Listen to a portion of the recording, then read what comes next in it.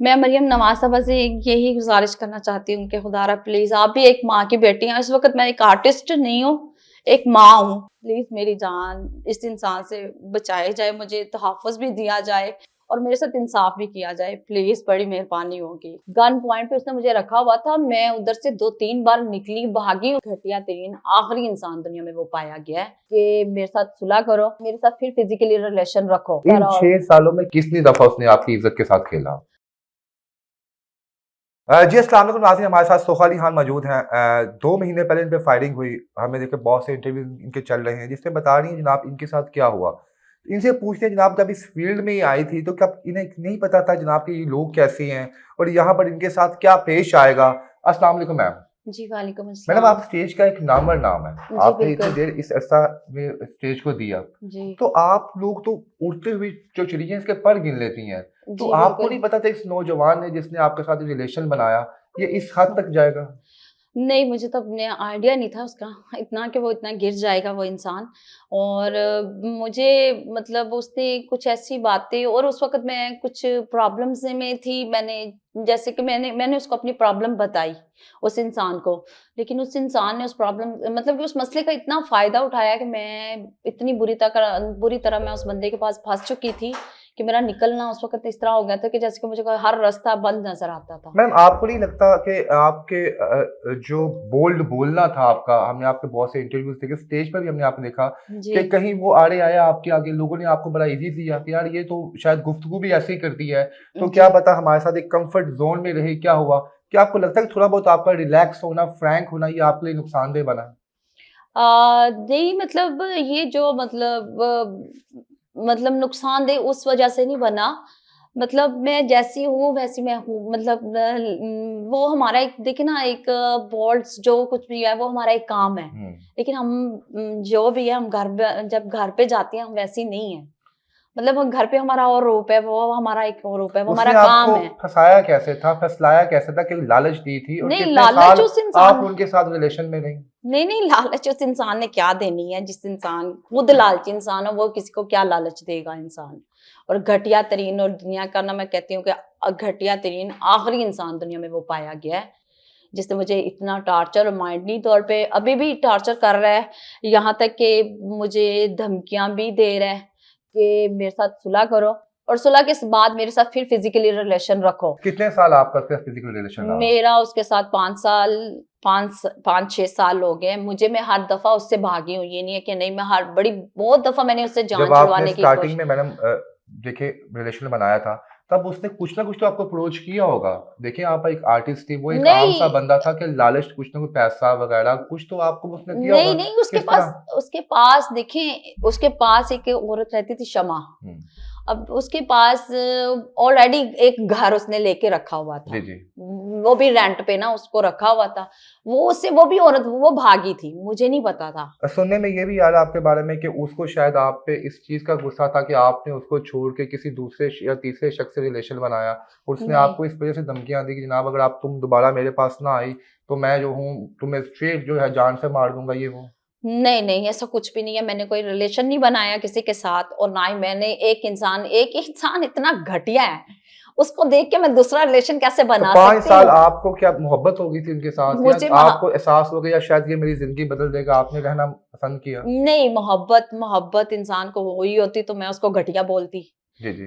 मैं उसके साथ मतलब कि वो ये मोहब्बत होती तो वो यहाँ तक होता, जब जो इंसान किसी से प्यार करता है या वो मुझसे प्यार करता होता, तो वो यहाँ तक आप आता। यहाँ पर आपने एक इंटरव्यू में ये भी कहा कि उसने आपको ये कहा कि वो तुम्हें जान से तो मार देगा, तुम्हारी टाँगें तो ज़ाया कर देगा, पर तुम्हें फैसलाबाद से जाने नहीं देगा। हाँ, इसका ये उसने मतलब है वो आपसे बेइंतहा मोहब्बत करता था किसी न किसी जगह पर, जो चाहता था कि आप उसकी नज़रों के सामने रहें। मैं कहती हूँ कि अगर इंसान किसी से मोहब्बत करता है या इश्क करता है, इश्क तो वैसे भी कुर्बानी मांगता जी, है, जी। कुर्बानी लेता नहीं है। इस इंसान ने तो हमेशा मुझे तकलीफ, टॉर्चर और मारना-पीटना, गाली-गलौज और मैं आपको बता नहीं सकती कि इस इंसान के साथ मैं कहती हूँ कि इसकी बीवी पता नहीं किस तरह गुज़ारा करती है।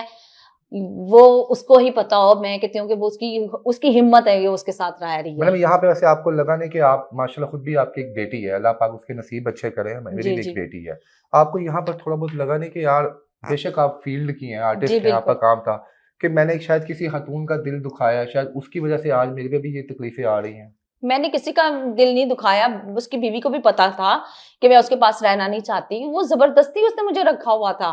गन पॉइंट पे उसने मुझे रखा हुआ था। मैं उधर से 2-3 बार निकली, भागी हूँ फैसलाबाद से चोरी। मैडम आपका एक नाम है, दुनिया जानती है आपको, तो क्या आप समझती हैं कि आप आप नहीं बचा पाई, आप पब्लिकली कुछ कॉन्फ्रेंस करती, कुछ करती ऐसा वैसा? वो आपकी बात ठीक है, लेकिन आप हमारी फ़ील्ड को समझते नहीं हैं कि मतलब कोई हमारी जो फ़ील्ड के लोग हमारे हम जो एक्टर्स हैं ना, हर किसी पे मतलब इस तरह बिलीव कर लेते हैं कि जैसे कि मैं कहती हूँ कि कोई भी जैसे कि बात की कि हम खुद अच्छे हैं, दूसरा भी अच्छा ही होगा। तो इन 5 सालों में उसने आपको अपने घर में रखा हुआ था? हाँ, उसने मतलब अपने घर में अपने पास ही मुझे रखा हुआ था, ना तो मुझे बाहर निकलने देता था, ना ही मतलब किसी के साथ बात करनी है।